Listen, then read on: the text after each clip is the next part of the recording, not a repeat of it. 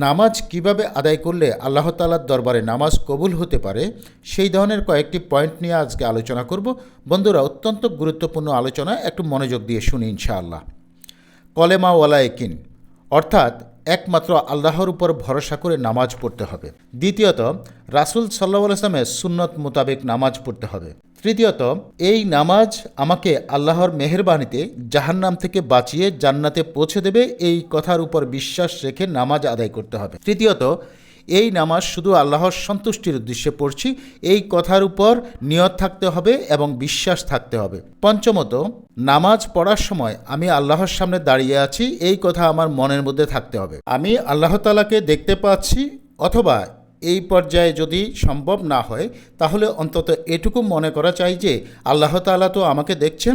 এই ধরনের বিশ্বাস রেখে যখন কেউ সালাত আদায় করে, তার সালাতে বিনয় এবং খুশু অর্থাৎ ধ্যান খেয়ালের সাথে নামাজ পড়ার সুযোগ তৈরি হয়। যেমন আল্লাহ তাআলা বলেন, অবশ্যই সফল হইয়াছে মুমিনগণ যাহারা বিনয় ও খুশুর সহিত অর্থাৎ ধ্যানের সাথে নামাজ পড়ে, যাহারা অনর্থক কথা বলা হইতে বিরত থাকে। নামাজীদের সম্পর্কে আল্লাহ তাআলা আরও বলেন, এবং যারা তাদের আমানত ও অঙ্গীকার রক্ষা করে, এবং যারা তাদের সাক্ষ্যদানে সরল নিষ্ঠাবান, এবং যারা তাদের নামাজে যত্নবান, তারাই জান্নাতে সম্মানিত হবে। বন্ধুরা, ইসলামের সালাতের গুরুত্ব অপরিসীম। আল্লাহ রাসূল সাল্লাল্লাহু আলাইহি ওয়াসাল্লাম দুনিয়া থেকে যখন বিদায় নিয়েছেন, অর্থাৎ তাঁর ওফাতের সময় তিনি বারবার সালাতের কথা উল্লেখ করেছেন।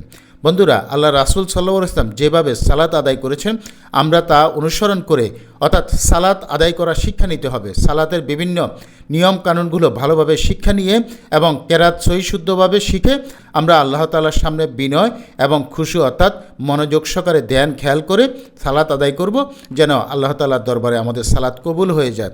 ইনশাআল্লাহ আল্লাহ তাআলা আমাদেরকে তৌফিক দান করবেন। আমিন সুম্মা আমিন।